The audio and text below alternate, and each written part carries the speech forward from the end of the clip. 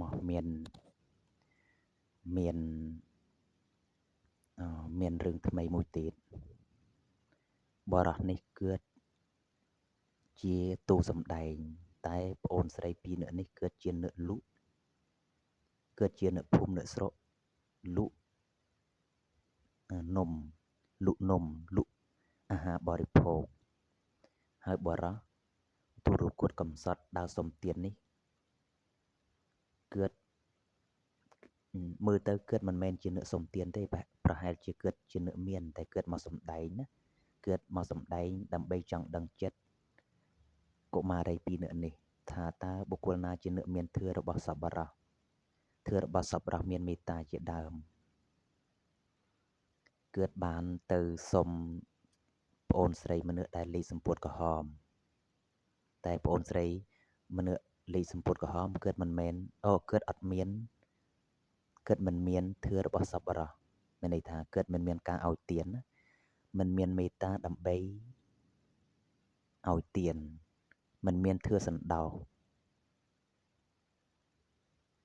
ហើយបុរសម្នាក់នេះគឺមកសុំស្ត្រីម្នាក់ទៀត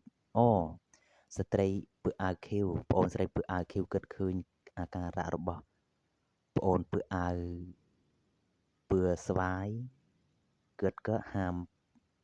មកុមារីដែលពើអាវពើស្វាយមិនឲ្យធ្វើបាបបុរសនេះហើយគិតហៅបុរសនេះមកជិតខ្លួនដើម្បីឲ្យរបស់បរិភោគដោយមេត្តាប្អូនស្រីដែលពើអាវពើស្វាយសម្ដែងអាការៈមិនចូលចិត្តមិនពេញចិត្តដូច្នេះយើងសង្កេតថាស្ត្រីដែលកុមារីដែលពើអាវពើស្វាយគឺមិនមានធឿរបស់សប្បុរសអានេះមិនមែនបន្ទោសគឺទេធម្មតាមនុស្សដែលយើងមិនស្គាល់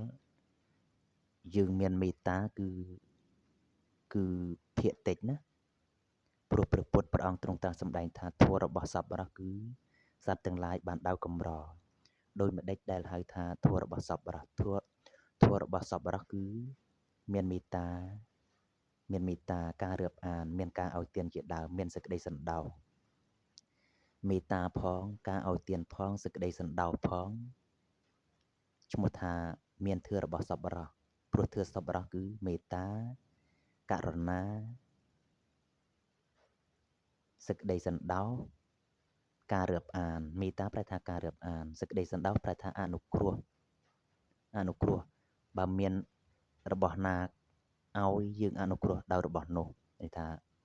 មានទឹកឲ្យទឹកមាននំឲ្យនំមានរបស់ណាដែលចែករំលែកបានចែករំលែករបស់នោះឈ្មោះថាជាអ្នកមានសង្ឃហវត្ថុបើមិនមានរបស់ទេគឺមានពាក្យសម្ដីដ៏ពិរោះឬក៏ឲ្យជាធัวន័យថាឲ្យជាគំនិតបរោះនេះគឺជាអ្នកសម្ដែងតែប្អូនស្រីអ្នកលក់ពីរនាក់នេះគឺជាអ្នកភូមិអ្នកស្រុកគឺលក់របស់របរពិតឥឡូវនេះប្អូនស្រី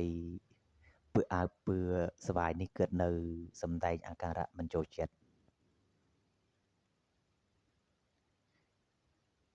ចាំមើលលទ្ធផលចុងក្រោយអ្នកដែលមានធឿរបស់សប្បុរសតើចម្រើនក្នុងបច្ចុប្បន្នផងហើយនឹងចម្រើនដល់បរលោកផងព្រះពុទ្ធព្រះអង្គទ្រង់ជ្រាបនៅរបស់ទាំងពួងព្រះអង្គទ្រង់ត្រាស់សម្ដែងថាបុណ្យរមែងចម្រើនដល់nướcឲ្យទានបុណ្យទាំងឡាយបុណ្យប្រែថាសេចក្តីល្អបុណ្យជាឈ្មោះនៃសេចក្តីសុខចម្រើនវាច្រើនឡើងបានវាកើនឡើងបានចំពោះដល់បុគ្គលណា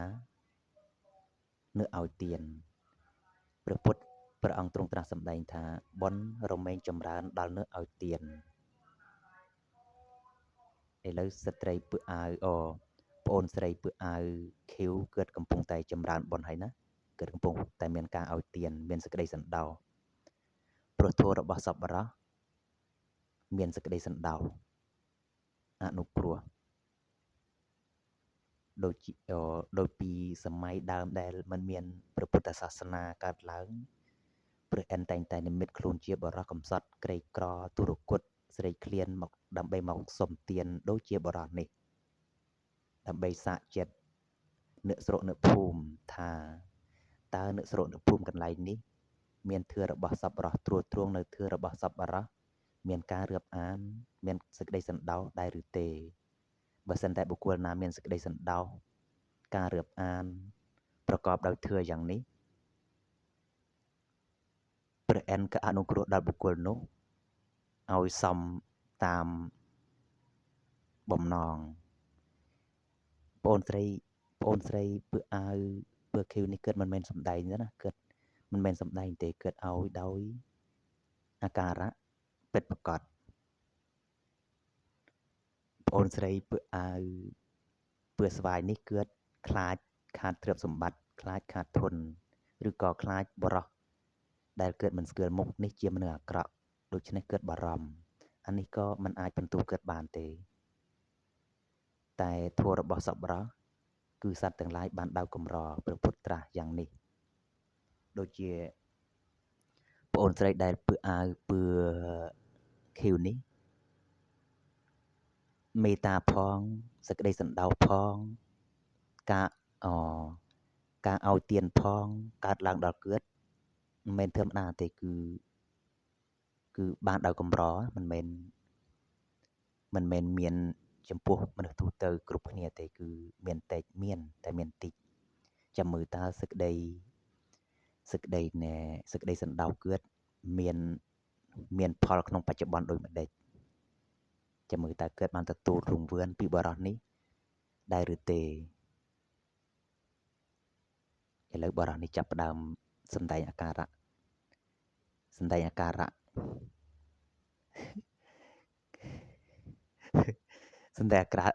ដូចថាពឹងគឿបឲ្យប្អូនស្រីគីធ្វើដាក់ដៃមកដើម្បីឲ្យរង្វាន់ហើយប្អូនស្រីពើអាវ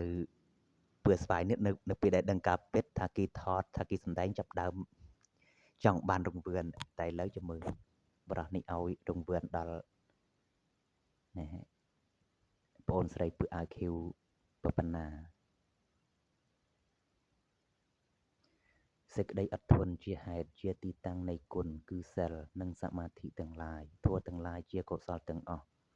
នោះតែងចម្រើនដោយសេចក្តីអត់ធន់មែនពិតឥឡូវប្អូនស្រីពើអាវខៀវនេះគិតមានសេចក្តីអត់ធន់ដល់នៅទីបំផុតហើយចាំមើលគិតទទួលផលក្នុងបច្ចុប្បន្នបន្តិចបន្តួចតើគិតទទួលផលបន្តិចបន្តួចនោះគឺលុយប្រមាណយើងក៏មិនដឹងថាលុយប្រមាណទេណាតែច្រើនដែរនេះច្រើនដែរមិនដឹងលុបប្រមាណខែមិនដឹងលុបប្រមាណឆ្នាំទេបានប៉ុណ្ណេះ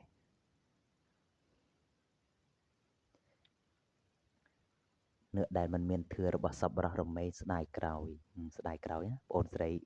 ពើអាវស៊ីពើអាវពើស្វាយស្ដាយក្រោយព្រោះនេះជាធឿរបស់សប្បុរសมันមានដល់បុគ្គលណាมันមានដល់សាធារណៈទេមានចំពោះបុគ្គលមុនដំបូងគឺគេចូលមករੂស្ត្រីលីប្អូនស្រីលីសម្ពុតក្រហមណាតែប្អូនស្រីលីសម្ពុតក្រហមមិនទទួលគឺថាធឿរបស់សប្បុរសមិនកើតមានដល់គឿតតែឥឡូវសាបសូន្យពីលៀបសការៈព្រោះអត់មានធឿរបស់សប្បុរស